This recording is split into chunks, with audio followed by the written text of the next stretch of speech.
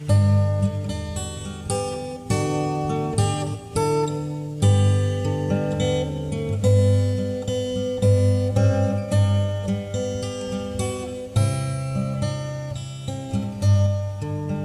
ibu bapak saudara terkasih dalam nama Tuhan kita Yesus. Semangat pagi. Bertemu kembali di channel Rionando Butar-Butar dalam khotbah 5 menit aja toko 5 untuk renungan harian. Renungan pada hari ini saya ambil dari kitab Mika pasal yang keempat ayat yang kelima. Demikian kesaksian firman Tuhan. Biarpun segala bangsa berjalan masing-masing demi nama Allahnya, tetapi kita akan berjalan demi nama Tuhan Allah kita untuk selamanya dan seterusnya. Melangkah pasti bersama dengan Allah. Ibu bapak saudara terkasih dalam nama Tuhan kita Yesus, ketika kita memulai hari kita mau melangkah, kita akan mau melanjutkan aktivitas kita, maka hal yang perlu kita kuatkan dalam diri kita, melangkah pasti bersama dengan Allah.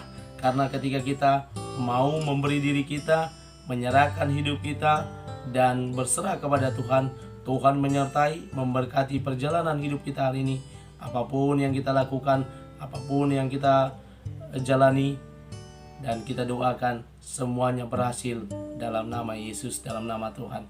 Ibu bapak saudara terkasih dalam nama Tuhan kita Yesus, nats ini merupakan nubuatan dari Nabi Mika, yakni nantinya Sion menjadi pusat kerajaan damai, dan dinyatakan kepada bangsa itu bahwa mereka diminta untuk tetap setia berjalan bersama dengan Allahnya.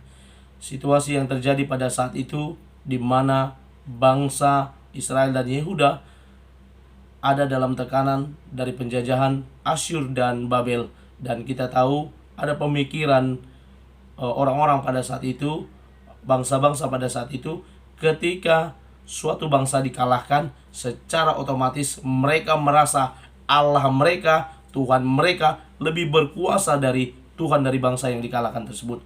Dan ketika Israel dan Yehuda dikalahkan, secara tidak langsung mereka merasa dewa mereka lah lebih unggul dari Tuhan atau Allah Israel. Dan kalau kita lihat peristiwa dari Raja Babel yang mengata-ngatai Allah Israel, dan ketika dia kembali ke negaranya, dia kembali ke bangsanya, dia pergi ke kuil untuk bersembayang, untuk beribadah kepada dewanya, anaknya datang membunuh dia di sana. Allah punya cara untuk menyatakan kuasanya. Kita bisa lihat bagaimana ketika tabut perjanjian diambil oleh orang Filistin, bagaimana Allah meluluhlantakkan mereka di sana melalui penyakit, melalui hal-hal yang membuat mereka takut bahwa keberadaan eksistensi Allah itu berkuasa melalui tabut perjanjian. Ibu bapak saudara terkasih dalam nama Tuhan kita Yesus, apa yang diminta dari nats ini? Yang pertama, kita diminta bahwa dituntut kesetiaan dalam diri kita.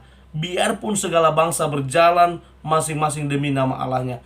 Artinya pada saat itu bangsa Israel ketika mereka dikalahkan oleh bangsa Asyur dan bangsa Babel, maka mereka tidak goyah akan imannya. Mereka harusnya tetap setia kepada Allah mereka, bukan malah mengikut Allah atau dewa dari Asyur dan Babel.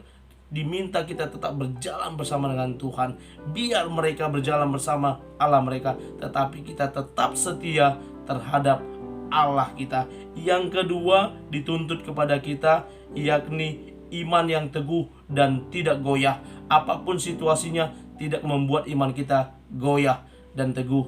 Kita bisa tetap menunjukkan jati diri kita, identitas kita sebagai para pengikut Tuhan, sebagai orang-orang percaya. Dan seperti yang dinyatakan dalam nats ini, biarlah masing-masing berjalan dalam nama Tuhan Allahnya. Yang ketiga, hal ini dari pembelajaran firman Tuhan pada hari ini juga mengajarkan bagaimana toleransi antara umat beragama.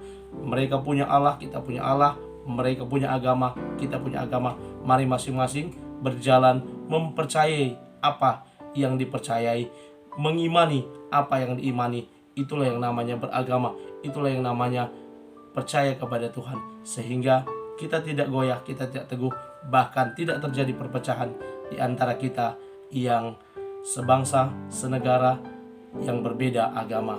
Kiranya firman Tuhan ini boleh menguatkan kita, memampukan kita untuk hidup berdampingan, untuk hidup tetap setia, mengandalkan, melangkah pasti bersama dengan Tuhan. Selamat memulai hari ini dan melangkahlah pasti bersama dengan Tuhan. Tuhan Yesus memberkati. Shalom.